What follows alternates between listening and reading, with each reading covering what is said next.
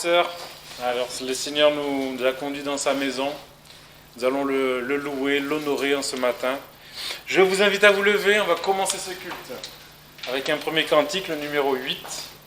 Éternel, fais-moi connaître tes voies. Amen, c'est ce que chacun d'entre nous devons faire car nous sommes des enfants du Seigneur. Apprendre à connaître les voies du Seigneur par sa parole. Amen.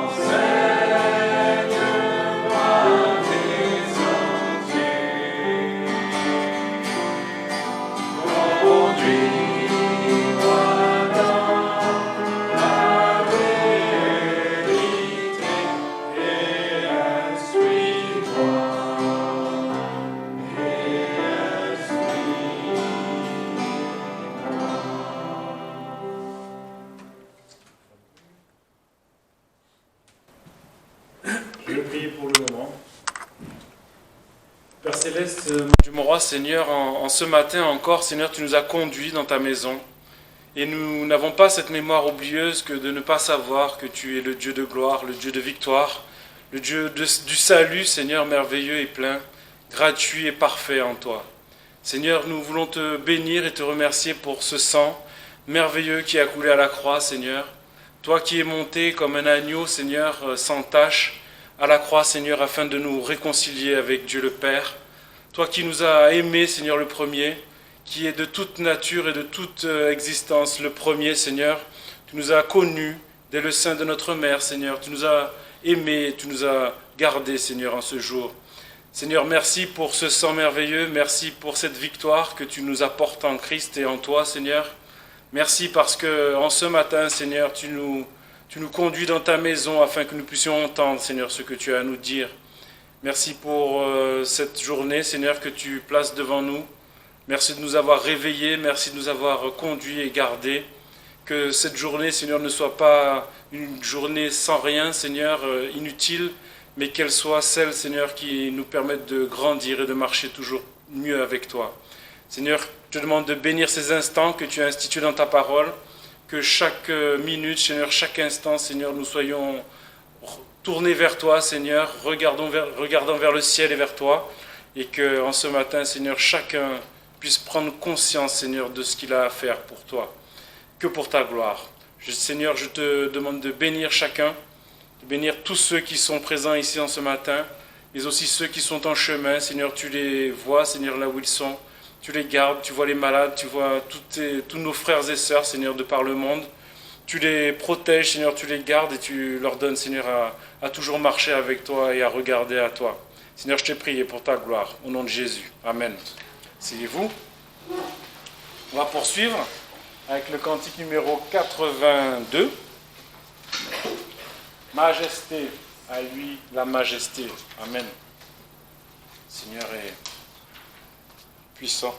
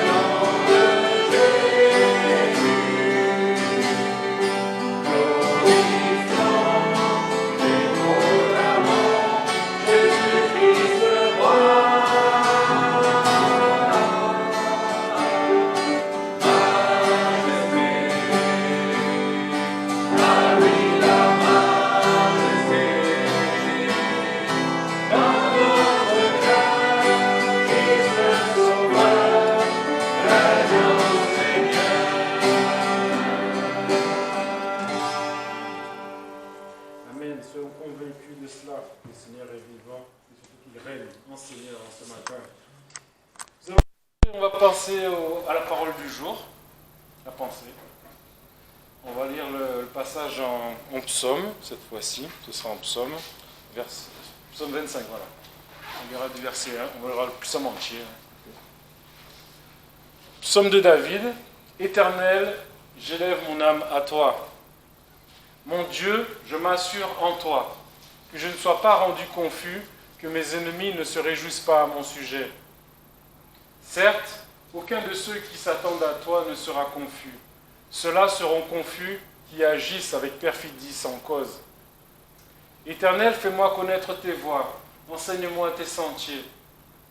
Fais-moi marcher dans ta vérité et m'enseigne, car tu es le Dieu de ma délivrance. Je m'attends à toi tout le jour. Souviens-toi de tes compassions, ô Éternel, et de tes bontés, car elles sont de tout temps. Ne te souviens point des péchés de ma jeunesse, ni de mes transgressions. Selon ta miséricorde, souviens-toi de moi, à cause de ta bonté, ô Éternel. L'Éternel est bon et droit. C'est pourquoi il enseignera aux pécheurs le chemin qu'ils doivent suivre. Il fera marcher les humbles dans la justice. Il enseignera sa voie aux humbles. Tous les sentiers de l'Éternel ne sont que bonté et fidélité pour ceux qui gardent son alliance et ses témoignages. Pour l'amour de ton nom, ô Éternel, tu me pardonneras mon iniquité, car elle est grande. Quel est l'homme qui craint l'Éternel?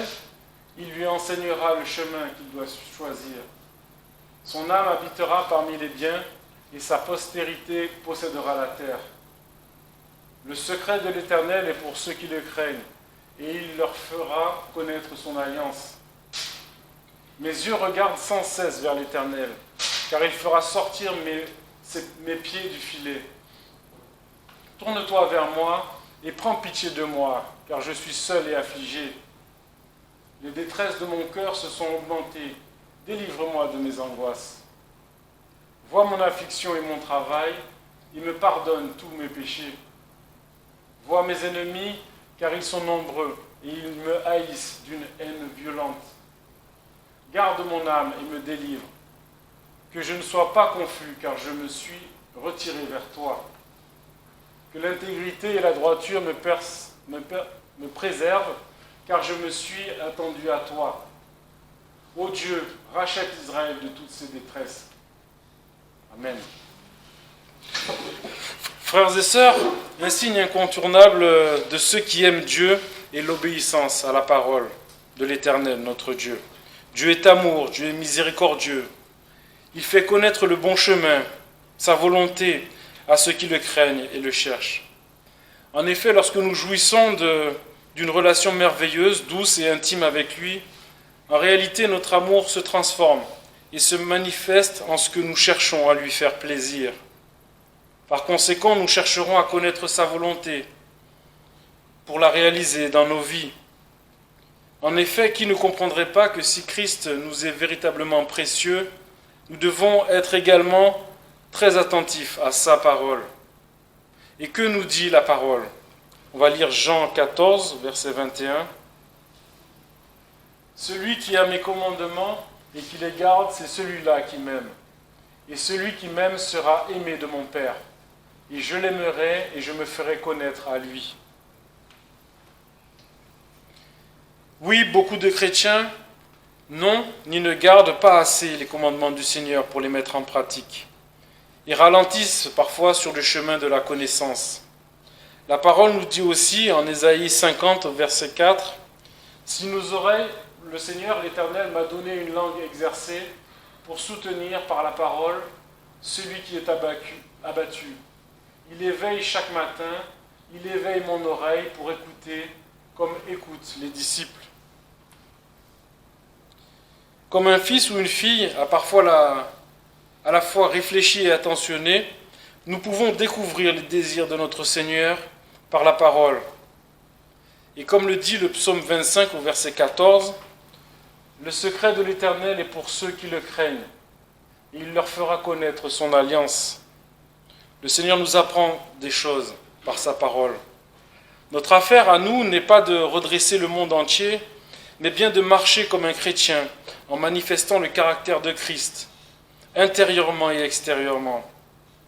Aujourd'hui, frères et sœurs, il est nécessaire que nous nous redressions dans nos propres marches, que nous redressions notre tête, car il est dangereux, comme on le dit souvent, d'être sur la montagne, sans y avoir été. Alors, comme Paul, redescendu du 3e ciel, il a eu besoin d'une écharde dans la chair. Rappelez-vous de cela. Le danger pour lui était de dire « Personne d'autre que toi, Paul, n'a été là ». Rappelons-nous que lorsque nous avons choisi de suivre Christ, nous sommes devenus des lettres vivantes de Christ et que par conséquent nous avons à manifester chaque jour et à chaque instant, comme le dit le cantique, la vie de Jésus dans nos corps mêmes. Prions, frères et sœurs, que Christ permette que tout ce que nous ferons désormais devienne une expression vivante de sa personne et manifeste l'expression de notre attachement de cœur à lui. On va lire Colossiens 1 au verset 10. Voilà ce que la parole nous dit. De telle sorte que vous vous conduisiez d'une manière digne du Seigneur pour lui plaire en toutes choses, portant des fruits en toutes sortes de bonnes œuvres et croissant dans la connaissance de Dieu.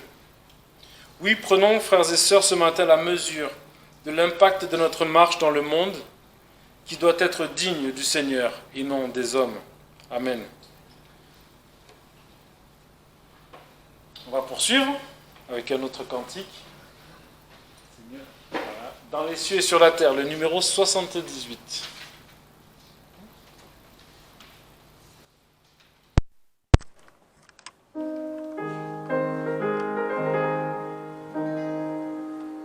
Ensemble.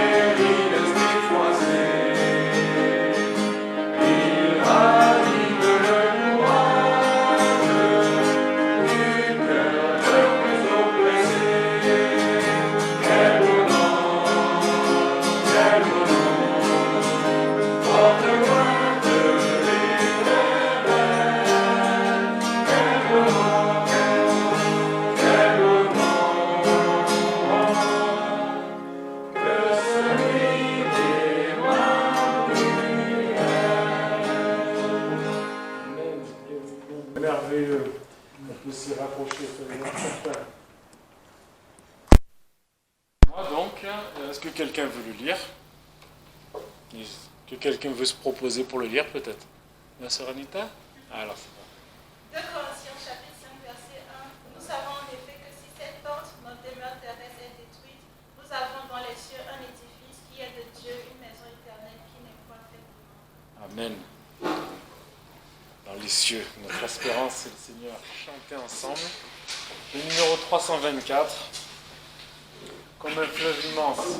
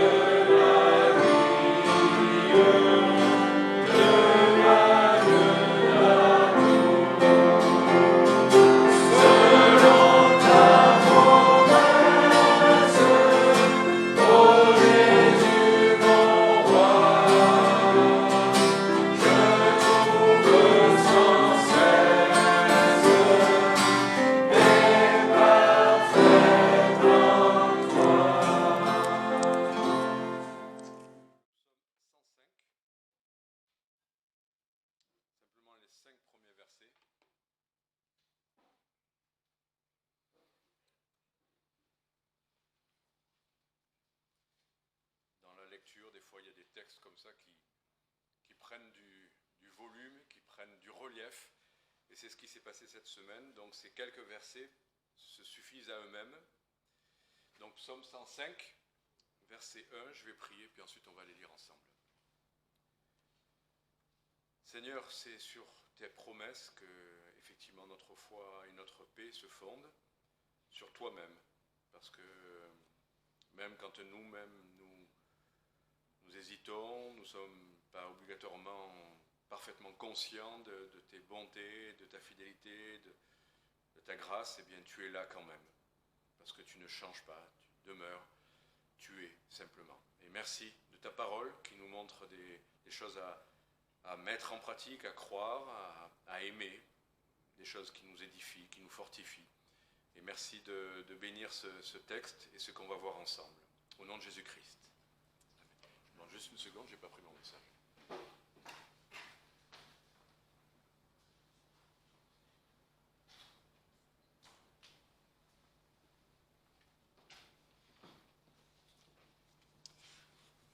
On aurait pu faire sans ce qui est écrit, mais quand même.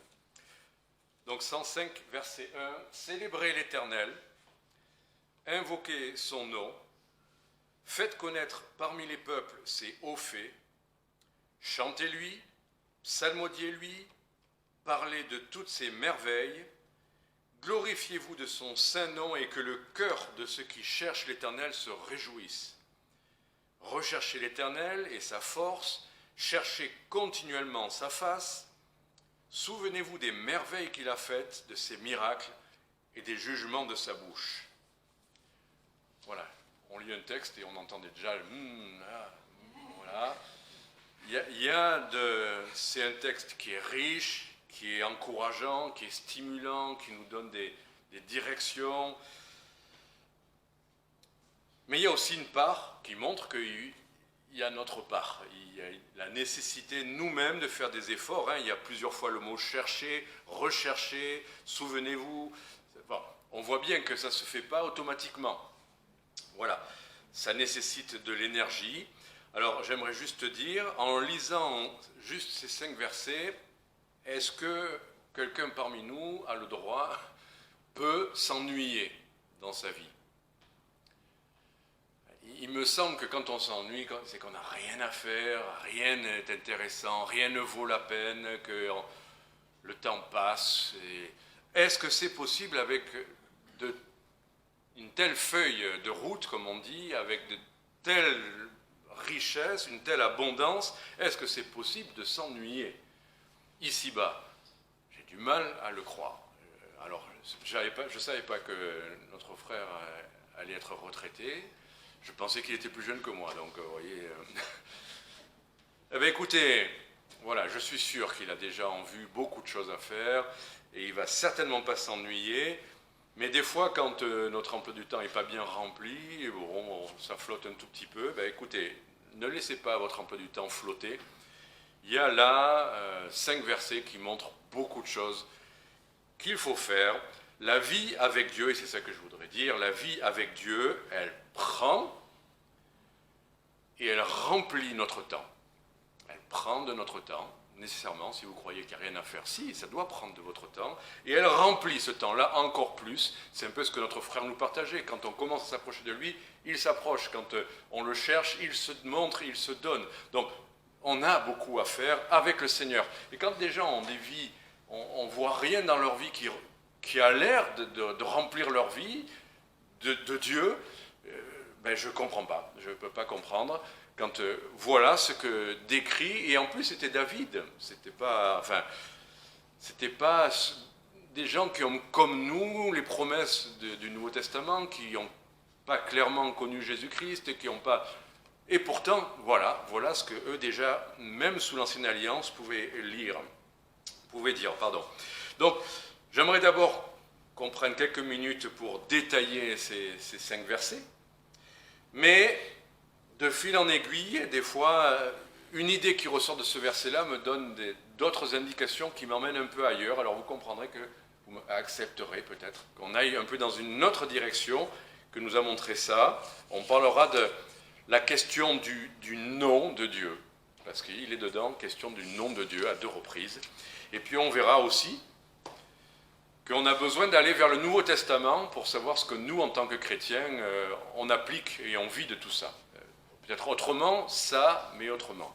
Donc, détailler ces 5 versets, écoutez, bon, là, je vais juste faire de la paraphrase un tout petit peu, mais célébrer l'Éternel, voilà, vous ne savez pas quoi faire, louer Dieu. Ça va bien avec Dieu quand on le loue. Voilà, au lieu de râler, on le loue, on a de quoi faire, on peut le célébrer, invoquer son nom. Voilà, là il y a une part où on doit faire appel à.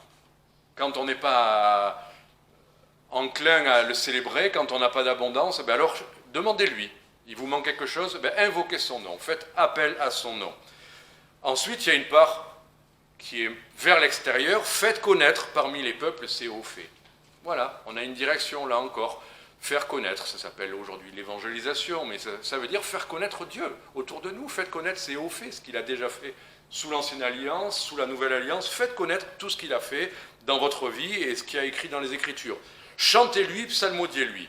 Alors vous allez dire, il y en a qui sont doués plus ou moins, qui chantent plus ou moins bien, mais ce n'est pas la question, c'est rendre à Dieu ce qui lui est dû. Et le Seigneur aime qu'on lui chante. Donc vous ne savez pas quoi faire, mais prenez des recueils de cantiques chez vous, et vous avez un petit moment, chantez-lui des cantiques dans votre cœur, à voix basse, peu importe. Mais chanter est une occupation qui doit nous occuper. Voilà. C'est pas, tiens, puisque j'ai un petit quart d'heure, je vais prendre une guitare ou je vais chanter un peu. Non, c'est quelque chose qui peut être planté. Dans notre emploi du temps, je me rappelle quand j'étais étudiant, on nous avait expliqué cette illustration, c'est quelque chose de très pratique. Vous avez des cailloux et vous avez du sable. Vous voulez remplir un récipient. Qu'est-ce que vous mettez en premier ? Voilà, bon, je ne dis pas qui a dit ça, mais quelqu'un a dit le sable. C'est l'erreur.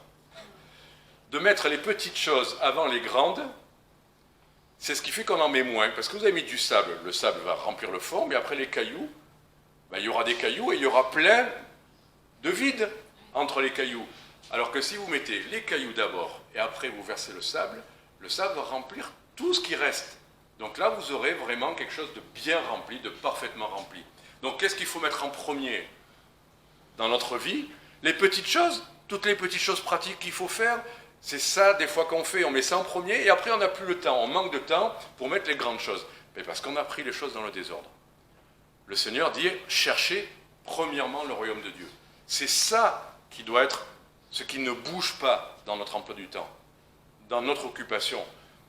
C'est ça qu'on met en premier, c'est ça le plus important, avant même de manger, avant même de faire de l'activité physique, avant même de faire les courses, avant même tout le reste, c'est la vie avec le Seigneur qui est en premier. Prier, lire la Bible, se préparer, et moins ceux qui ont l'expérience du service pour le Seigneur disent que plus on en a à faire, et plus on a besoin de passer du temps avec le Seigneur. Et vous dites, oui, mais j'ai pas le temps, mes journées... Plus tu as à faire, plus tu as de responsabilités, et plus tu as besoin de passer du temps avec le Seigneur en premier. C'est une occupation en plein temps. En fait, c'est ça qu'on va voir. Chantez-le. Ne vous dites pas, si j'ai du temps, je le chanterai. C'est pas ça le sable. Le louer, c'est ça qui doit être en premier dans notre emploi du temps. Glorifier. Bon, chanter, psalmodier, parler de toutes ces merveilles. Parler de toutes ces merveilles. Est-ce que ça veut dire là l'évangélisation? Mais c'est aussi dans les cantiques. C'est aussi dans les cantiques de parler de ces merveilles. Et vous verrez que quand vous chantez des cantiques et que vous parlez de ces merveilles, dans vos journées même, vous aurez une petite mélodie et peut-être quelqu'un entendra quelque chose, un éclat. On n'a pas besoin de beaucoup plus parfois pour être saisi par le Seigneur. Comme un fleuve immense, c'est la paix de Dieu. Chantez ça, n'hésitez pas, il y a de quoi. Donc, continuons, parlez de toutes ces merveilles, glorifiez-vous de son saint nom. Glorifiez-vous de son saint nom. En fait, quand on réfléchit avec notre cerveau, qu'est-ce que ça veut dire, se glorifier de son saint nom? Je suis arrivé, quelqu'un a remarqué que j'avais une nouvelle veste, qu'elle était belle. Et franchement, j'achète pas beaucoup de choses, ma femme plaisante avec ça, mais là, quand on l'a acheté, cette veste, j'étais content. Et j'étais content que quelqu'un ait vu que j'avais une belle veste ce matin. Voilà. Et je me glorifiais de ma belle veste. Voilà. De quoi vous vous glorifiez? Que vous tapez bien dans un ballon, que vous avez un bon salaire, que vous avez des beaux enfants, que... Normalement, les gens devraient entendre que dont on se glorifie, c'est le nom de Dieu, c'est de le connaître, c'est de vivre avec lui. Voilà. Si on est connu pour plein de bonnes choses qu'on a dans nos vies, mais pas de ce qu'on connaît le Seigneur, il nous manque quelque chose, on manque d'abondance dans le Seigneur. Donc continuons. Que le cœur de ceux qui cherchent l'Éternel se réjouisse. Voilà. Bon, le Nouveau Testament le répète, Paul le répète, réjouissez-vous toujours dans le Seigneur.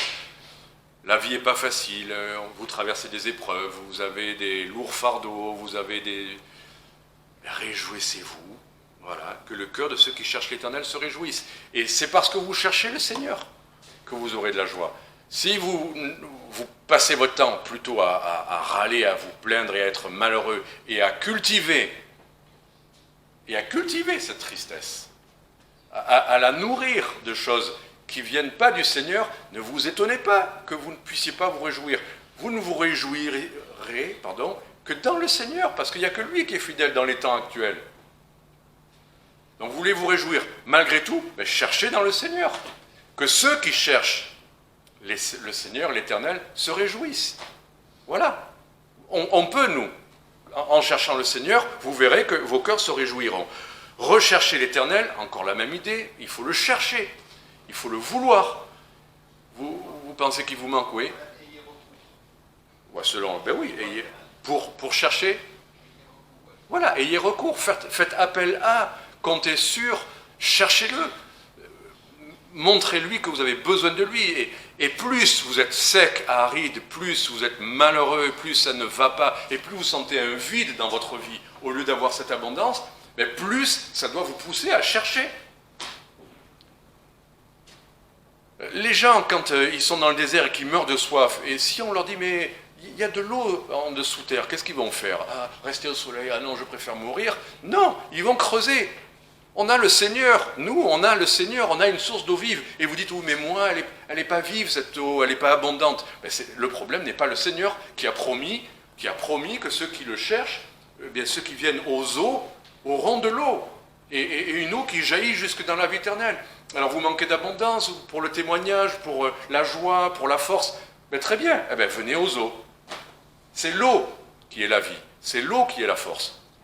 J'ai ramassé, chez ma maman, on a ramené chacun les uns les autres des plantes. Et il y a une plante, elle était en train de mourir, elle avait planté 4 petits pieds, et elle était en train de mourir, je les ai enlevés, et en fait, la racine pourrissait. Alors au lieu de jeter ces 4 petits plants, j'ai pris des petits pots dans lesquels j'ai mis de l'eau, juste de l'eau. Vous n'avez pas besoin de mettre plus. Vous mettez, et le pied, je voulais juste que le pied soit en contact.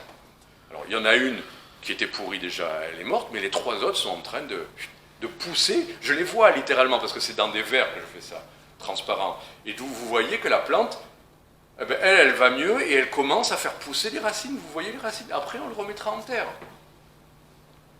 Nous sommes des plantes. Et le seul moyen de retrouver l'abondance, c'est de l'eau. C'est de chercher le Seigneur, et nos racines vont aller toujours plus loin pour trouver cette eau. Et il faut faire ce qu'il y a à faire pour se réjouir et rechercher sa force. Vous manquez de force, alors on connaît les versets. Allez, un verset par cœur qui parle de renouveler sa force. Tout le monde en connaît au moins un. Allez-y pour voir. Quand je suis faible, je suis fort. Mais un verset qu'on aime souvent, là, plutôt dans Ésaïe, allez, pour vous aider. Voilà, ceux qui se confient en l'Éternel renouvellent leur force. Ah oui, mais pas moi. Aussi, ceux qui se confient à l'Éternel renouvellent leur force, ils prennent leur vol. Allez, comme les aigles, ils marchent, ils ne se lassent point, ils courent, ils ne se fatiguent point. Et j'aime bien la suite du verset, les jeunes gens se fatiguent et se lassent. Voilà, les plus vieux peuvent être encore plus persévérants et plus renouvelés que les jeunes gens. Parce qu'on est plus âgé, on a plus besoin de la force du Seigneur pour être renouvelé. Ben oui, eux, ils n'en ont pas besoin. Tant mieux pour eux, ils peuvent courir pour l'instant.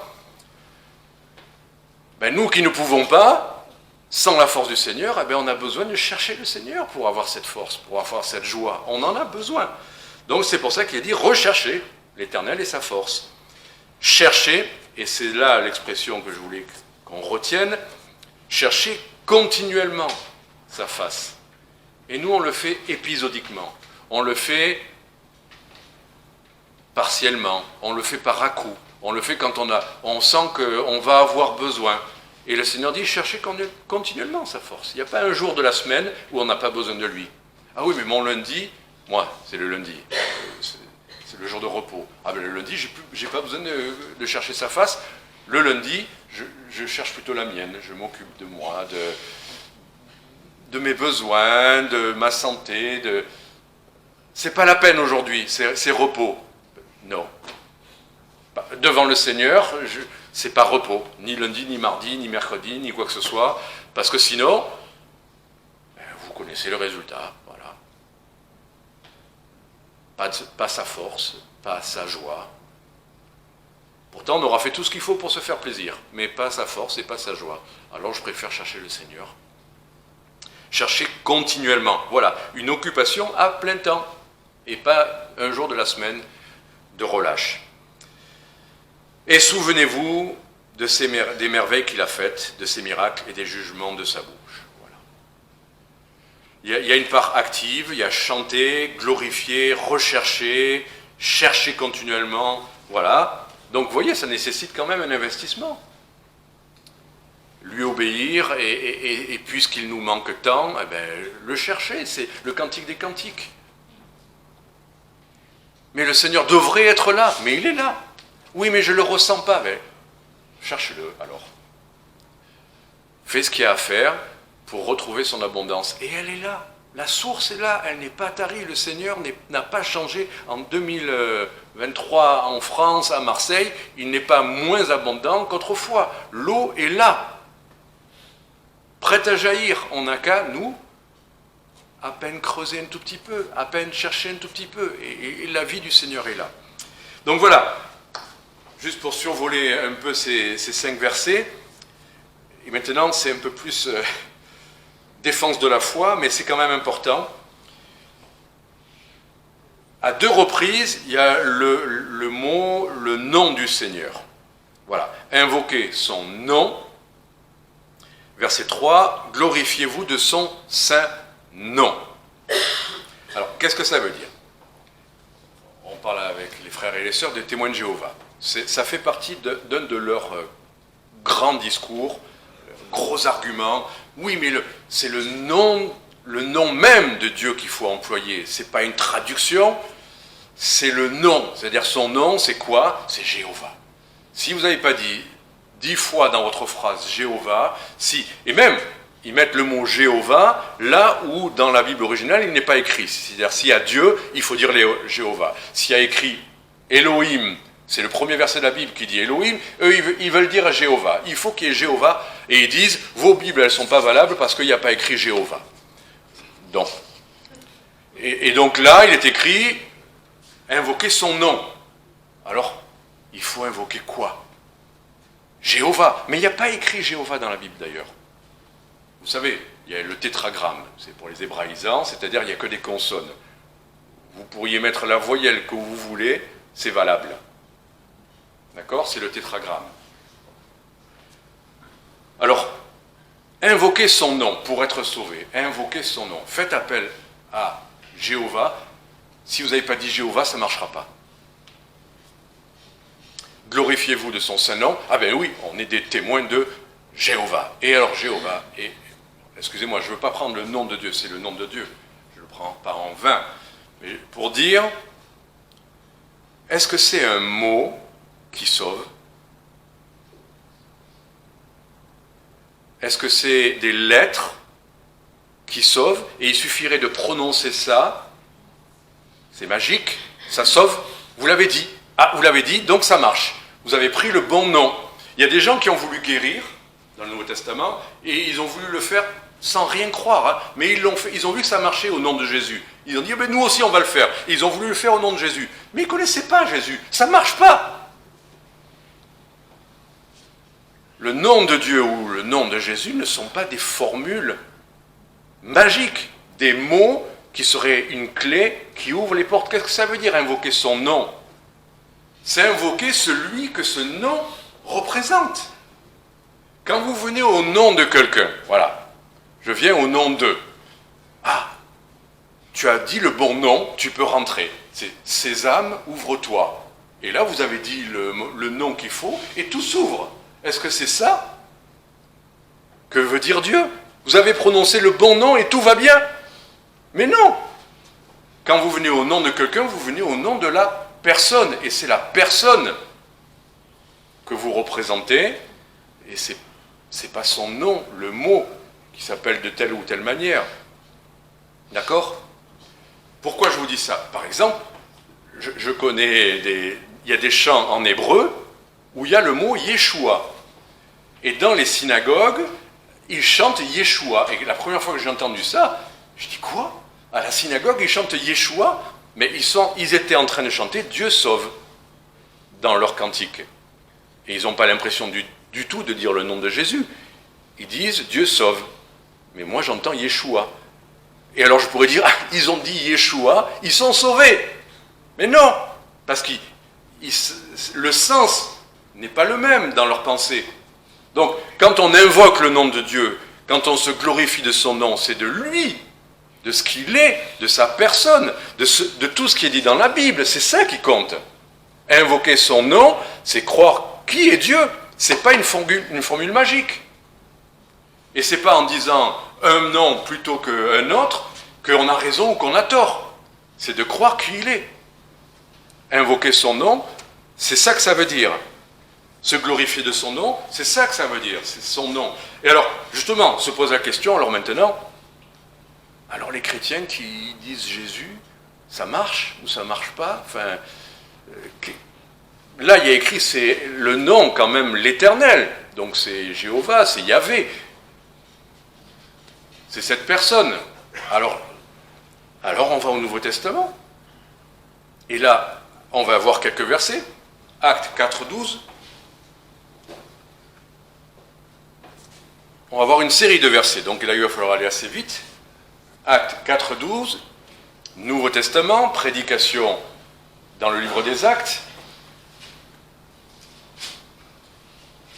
Il n'y a de salut en aucun autre qui autre. Là il est question, si on vient au verset qui est juste avant, il est question de Jésus de Nazareth. Jésus de Nazareth, ce Jésus, il est la pierre qui a été rejetée par vous qui bâtissez, qui a été faite la principale de l'angle, et là, effectivement, et il n'y a de salut en aucun autre que Jésus, évidemment. Car sous le ciel, il n'y a pas un autre nom qui était donné aux hommes par lequel nous devions être sauvés. Pas un autre nom. Alors, est-ce que c'est le nom, comme disaient les témoins de Jéhovah, de Yahvé ou Jéhovah qui sauve, ou c'est le nom de Jésus? Mais vous savez, tout à l'heure, on a chanté « Quel beau nom, que celui de l'Éternel. Mais que celui d'Emmanuel. Emmanuel, Immanuel, elle, c'est le mot de Dieu. C'est le mot, c'est pas le nom. Mais Immanuel, ça veut dire Dieu est avec nous. Jésus-Christ et Dieu est avec nous. Et Jésus, Yeshua, c'est Dieu qui sauve. Et donc le nom de Dieu ne sauve pas. Ce qui sauve, c'est quand Dieu est venu en Jésus pour nous sauver. Et c'est ce nom-là qui sauve, Yeshua. Le nom de Dieu Yé, c'est l'abréviation, Yah, comme disent ceux qui font Rasta, enfin bon, nous on n'est pas Rasta, mais ils emploient parfois cette expression Yah, J-A-H, enfin une drôle d'expression, mais c'est pour eux une abréviation du nom de Dieu, de Jéhovah, une abréviation. Ça ne les sauve pas, vous inquiétez. Donc, aucun autre nom par lequel nous puissions être sauvés, c'est qu'on est en parfait accord avec ce qu'on a lu dans les psaumes. C'est le nom de Dieu qui sauve. Jésus a le nom de Dieu en lui. Il est Dieu parmi nous. Et après, vous avez toute une série de versets qui le confirment. Romains 10, là il faut aller vite. Romains 10, verset 13, si tu peux.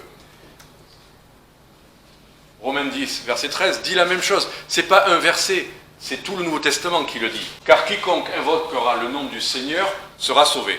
C'est qui le Seigneur là? On continue, on revient un peu en arrière, verset 9, toujours Romains 10, verset 9, si tu confesses de ta bouche que Jésus est le Seigneur, et que tu crois dans ton cœur que Dieu l'a ressuscité des morts, tu seras sauvé. Seigneur, et Dieu le ressuscite, Dieu le Père, là, en l'occurrence. Tu seras sauvé si tu confesses de ta bouche, si tu le prononces. Mais ce n'est pas une formule magique. Si tu le crois dans ton cœur aussi. Vous voyez, c'est pas de la magie, c'est si tu le confesses, bien sûr, c'est important, et tu ne peux pas dire que tu es un chrétien si tu ne confesses pas le nom du Seigneur. Il y a des gens qui disent, on est chrétien, mais là, tu crois en quoi? Alors, il y aura une montagne de choses qui vont vous raconter, mais vous ne les entendrez jamais parler du Seigneur Jésus qui est venu mourir à la croix, ressusciter pour leur salut. C'est pas de dire qu'on est chrétien, c'est pas de dire qu'on a un crucifix sur la poitrine ou qu'on emploie le bon mot. Non, c'est de le croire dans son cœur. Il faut le confesser. Il y en a qui disent, je crois, je n'ai pas besoin d'en parler. Ça n'existe pas. Il y en a qui le disent et qui ne le croient pas. Il y en a qui disent le croire et qui ne le confessent pas. Ben, le Seigneur dit, non, les deux vont ensemble. C'est les deux jambes de la vie chrétienne, le croire et le confesser. Et ce n'est pas en le confessant qu'on est sauvé, mais en le confessant, on prouve qu'on est sauvé. Bon, je pourrais vous lire plein de versets, j'en avais noté plein, mais je vais... Dans Jean chapitre 14, quand il a dit « Jésus-Christ est le chemin, la vérité et la vie, nul ne vient au Père que par moi ». Pourquoi il dit ça? Ben, à un moment donné, bon, celui-là on peut le voir. Jean 14, on va lire du verset 6 à 10. Jean 14, versets 6 à 10. Jésus dit, je suis le chemin, la vérité et la vie, personne ne vient au Père que par moi. On est passé du verset... 7, pardon. Si vous m'aviez connu, vous auriez aussi connu mon Père, oui, pardon.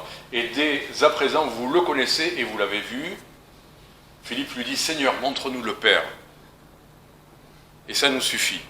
Et qu'est-ce que Jésus lui répond? Faites bien attention à ce que Jésus lui répond. Il y a si longtemps que je suis avec vous, et tu ne m'as pas connu.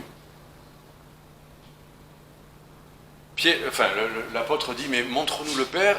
Et Jésus lui répond, mais je suis avec toi et depuis si longtemps et tu ne m'as pas connu. Philippe, celui qui m'a vu, là c'est Jésus qui parle, il a vu le Père. Comment donc dis-tu, montre-nous le Père? Tu peux continuer. Ne crois-tu pas que je suis dans le Père et que le Père est en moi? Les paroles que je vous dis, je ne les dis pas de moi-même, mais le Père qui demeure en moi fait lui-même les œuvres que je fais. Le Père et le Fils, celui qui a vu le Fils a vu le Père.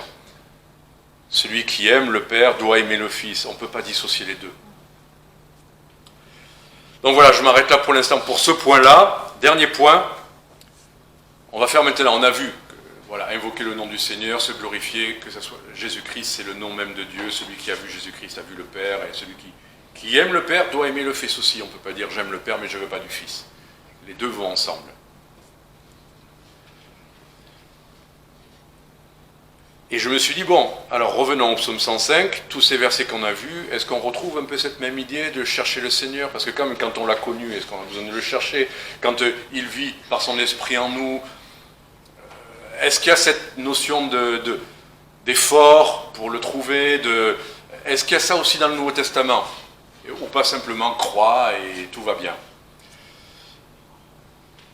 Alors, il y a quand même des textes qui montrent qu'on doit faire en tant que chrétien, alors que tout nous est donné par grâce, que Dieu nous surprend toujours par sa grâce, qu'il fait des choses même si on ne fait pas tout ce qu'il faut. C'est vrai. Mais il y a quand même des textes aussi qui nous encouragent à faire certains efforts. Et je vais juste vous citer 2 Pierre, chapitre 2, verset...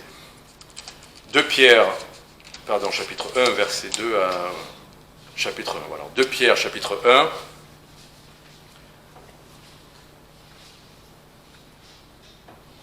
C'est le troisième grand point, 2 Pierre, chapitre 1, verset 2.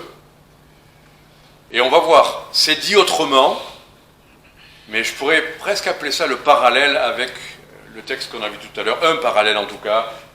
On va lire donc, « La grâce et la paix vous soient multipliées dans la connaissance de Dieu et de notre Seigneur Jésus. » La grâce et la paix nous sont multipliées dans la connaissance de Dieu et du Seigneur Jésus.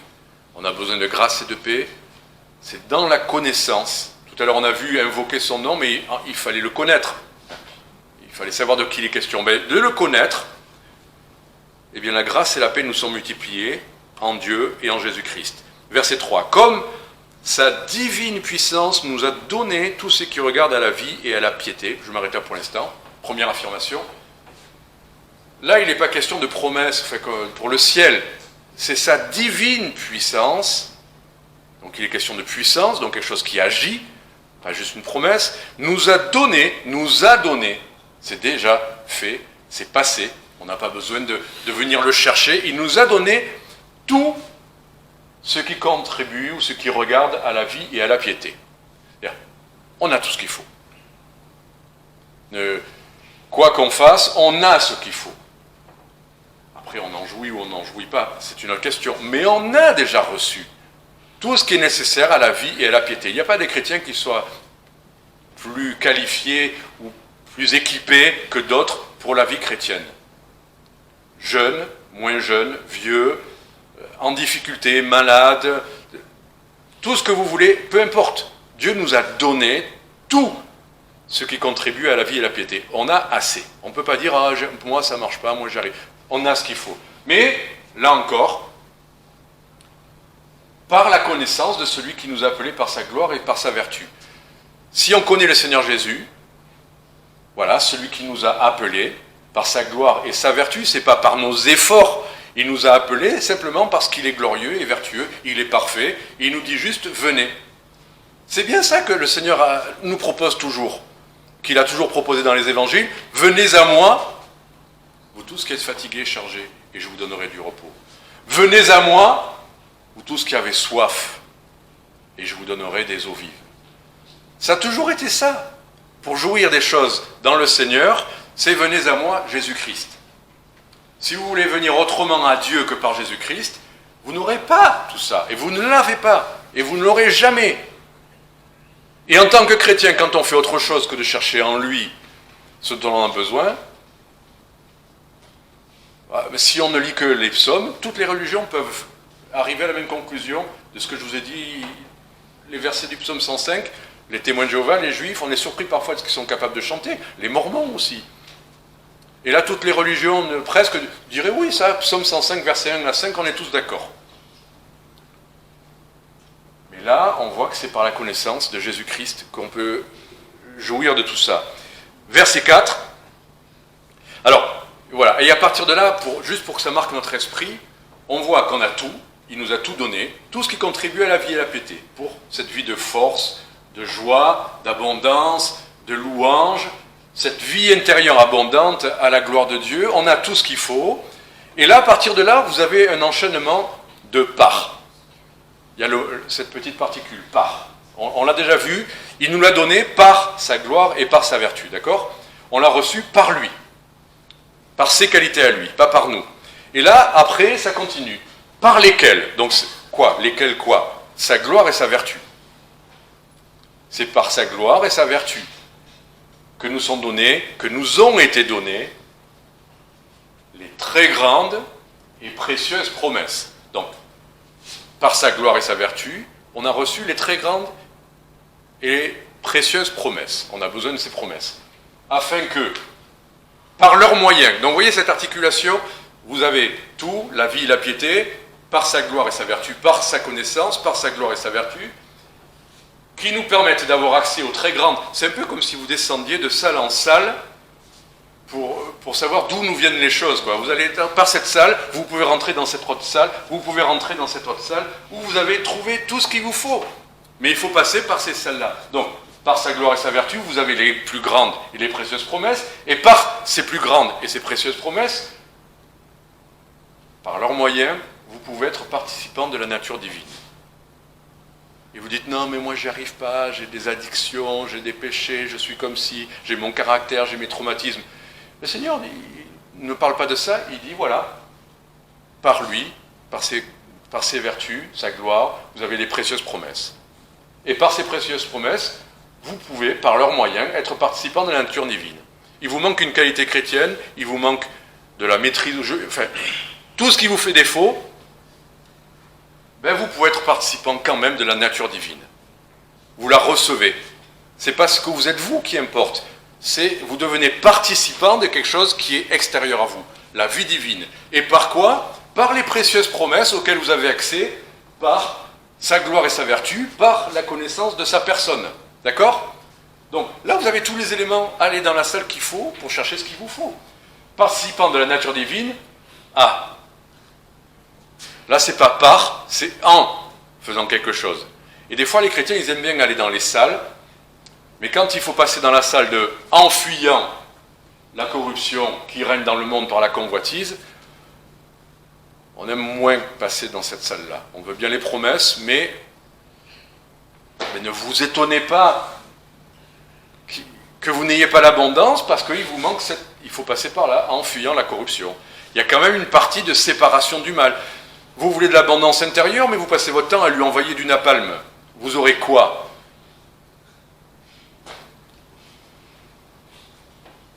Une catastrophe, une vie intérieure catastrophique, parce que vous ne fuyez pas la corruption qui règne dans le monde, vous vous en remplissez, vous vous en nourrissez. Vous n'attendez pas à ce que la vie abondante du Seigneur se développe. En fuyant la corruption qui règne dans le monde par la convoitise, on continue. Et voilà. Et là, il y a une partie quand même, et on revient à l'idée du psaume 105, et ainsi y apportant tout votre zèle. Tout à l'heure, on parlait de que ce soit votre occupation à temps complet, occupez-vous de ça, mais là, mettez-y votre zèle. On n'a rien sans le vouloir vraiment. Vous voulez convaincre quelque chose de quelqu'un, il faut que vous soyez convaincu. Vous êtes convaincu qu'en faisant du sport, vous irez mieux, mais vous ne le faites pas. Vous n'êtes pas si convaincu que ça, sinon vous le feriez. Apportez-y tout votre zèle. Cherchez, creusez, faites vos efforts. Mettez-y tout votre zèle. Vous avez de l'énergie. Il y a des fois, j'ai ce verset qui dit, il y en a qui ont les jambes pour aller courir vers le mal, courir vers le sang. Vous savez, ils ont les pieds agiles, zélés pour aller vers le mal. Et combien les gens ont de l'énergie pour aller se battre, pour aller faire la guerre, pour aller manifester. Les gens, on est hyper réactifs quand on a envie de se bagarrer. Hyper réactifs. Alors là, pour le coup, le meilleur moyen de rassembler des gens, c'est mettez-nous en face quelqu'un de très méchant, donnez-nous un nom, quelqu'un de méchant. Le carnaval, à la fin, vous savez, on brûle, il y a l'effigie ben voilà, les gens se réunissent pour brûler quelque chose. Donnez-nous un grand méchant, et à la fin, on va tous le brûler. Et là, tout le monde se réunit, là, il n'y a pas de souci, là. On est tous copains, hein, quels que soient les partis politiques, quelles que soient les ethnies, quels que soient... Là, on est tous ensemble.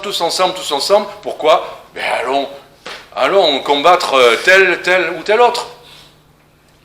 Les gens ne se battent pas pour, ils se battent contre. Les Russes se battent contre. On leur dit contre l'Occident, contre les États-Unis, à travers l'Ukraine. Les autres se battent contre la Russie, qui est l'envahisseur. Et les partis politiques se battent tous contre quelque chose. Et là, la France s'est trouvée un contre. Alors, on sait qui il faut combattre. Là, au moins, peu importe qui on est, avec qui on est contre. Voilà. On a trouvé un contre. Mais le Seigneur, lui, nous donne plutôt un pour. Ne nous battons pas contre. Que notre énergie, que notre zèle soit plutôt pour. Pourquoi? Ajouter à notre foi la vertu. Et là, il y a toute une liste. On va la survoler parce qu'il faudrait faire une étude, mais vous avez la foi dans le Seigneur, ben, ajoutez-y la vertu, c'est-à-dire une vie en conséquence de votre foi. Et à la vertu, tant mieux, vous vous gardez saint, ben, ajoutez-y la science. Ça veut dire quoi la science? La science, c'est l'idée, c'est pas de devenir un scientifique, hein, c'est la connaissance. Il y a des gens qui ont la vertu, ils font pas ci, ils font pas ça, ils se comportent bien. Mais non, la Bible, les études et tout ça, ça ne m'intéresse pas. Ça va ensemble. Vous avez la vertu? Très bien. Ajoutez-y la science. Ajoutez-y la connaissance de la parole de Dieu. L'étude. Lisez des livres, ça ne vous fera pas de mal. Chrétiens, des bons livres. Oui, aujourd'hui, non, maintenant, on a la bonne semence. C'est bien la bonne semence, c'est super. Mais vous n'avez pas nourri votre vie chrétienne avec une bonne semence au matin. Il Il faut plus que ça. On continue. Et à ceux qui ont la science, c'est-à-dire qui creusent bien les Écritures, qui lisent, qui comprennent, qui étudient, qui s'approfondissent, qui méditent, très bien, ajoutez-y la tempérance. Ah, qu'est-ce que ça veut dire? La tempérance. Parce que oui, c'est bien de lire des mots, mais si on ne sait pas ce que ça veut dire, ça ne sert à rien. Ah oui, mais on a lu des bons versets là. Et alors? Tempérance, c'est la maîtrise de soi. Des choses qu'on fait ou qu'on ne fait pas. Une maîtrise. Ça ne veut pas dire ne pas, ne pas, ne pas. La vie chrétienne n'est pas ne pas, ne pas, ne pas. On peut faire plein de choses. Mais la tempérance, c'est ne pas dépasser certaines bornes, de ne pas aller plus loin. Il y a des choses qui sont bonnes, mais qui deviennent mauvaises par l'excès. Se tenir sur ce qu'il faut, pas plus qu'il nous est nécessaire. À la tempérance, ajoutons la patience.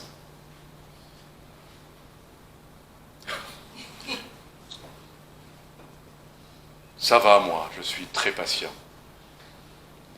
Demandez à la famille si vous êtes très patient. N'en jugez pas vous-même. Et vous vous rendez compte qu'il y a des fois des choses qu'on ne laisse pas passer par impatience. Pas parce qu'on est ferme dans la foi ou qu'on est... Non, des fois, c'est vraiment de l'impatience. La patience est une vertu chrétienne. Et des fois, le Seigneur éprouve notre patience. On l'a vu la semaine dernière par les afflictions. Ben, soyez patients.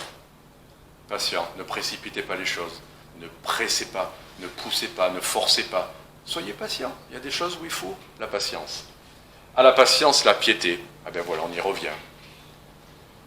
Cherchez la présence du Seigneur, faire ce qu'il faut pour, continuons. Et à la piété, parce que tout ça, on pourrait le faire seul chez soi, ou on n'a pas besoin d'église, hein, tout ça. La piété, la science, la tempérance, ça c'est mon problème, c'est ma vie chrétienne. Mais il n'y a pas de vie chrétienne sans la suite. Il n'y a pas de piété sans la suite, l'amour fraternel.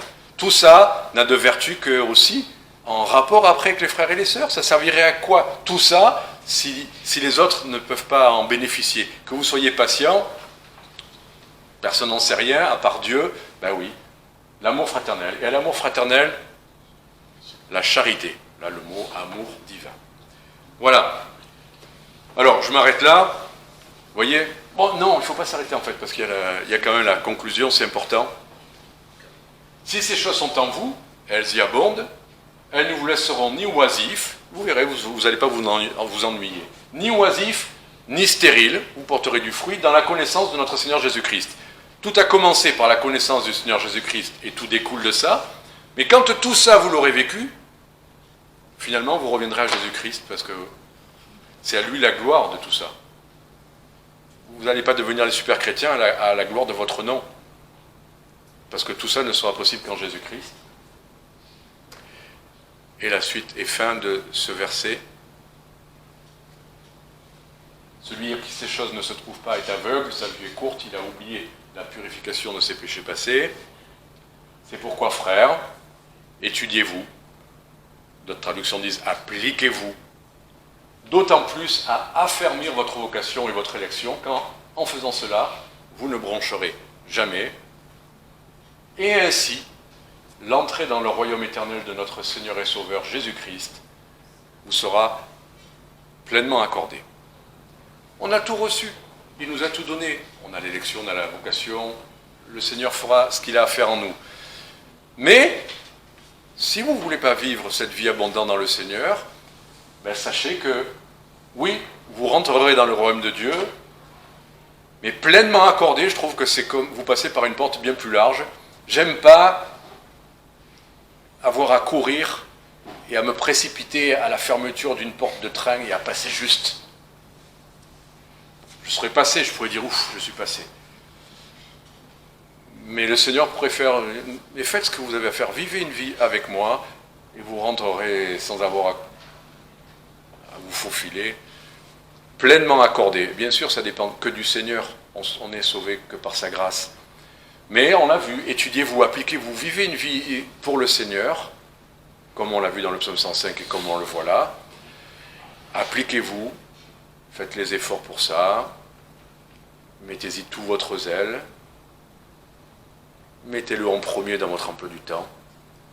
S'il faut vous fuir certaines choses, fuyez-les. Hein, je ne sais pas ce que on peut vous montrer, mais ainsi vous ne broncherez jamais. C'est ce que dit le Seigneur. Les chrétiens qui sont stables dans leur vie chrétienne, qui, comme on dit, moi j'ai une expression, j'appelle ça exploser en vol. Des fois on croit que tout va bien, et puis d'un coup, pof, leur vie chrétienne explose, ils font des choses terribles, catastrophiques. Ça n'arrive pas si on vit intimement, abondamment, pleinement pour le Seigneur. Et ça, c'est déjà ici-bas, avant même de se retrouver face à notre Seigneur. Voilà, j'avais plein d'autres versets pour montrer ceux qui sont sauvés comme au travers du feu. Justement, ils seront sauvés, mais ils n'auront rien avec eux, ils auront tout perdu, toutes les récompenses qu'ils auraient pu recevoir, pas le salut, mais les récompenses. Voilà, il y a d'autres versets, ne pas être trouvé confus au jour du retour du Seigneur. Voilà, je demandais peut-être à Luc s'il veut bien terminer par là. Numéro 324. C'est le temps aux musiciens de prendre place. Pardon. On le chante. C'est ce que je faisais tout à l'heure. Ah, c'est le con. Tu t'es trompé. 329.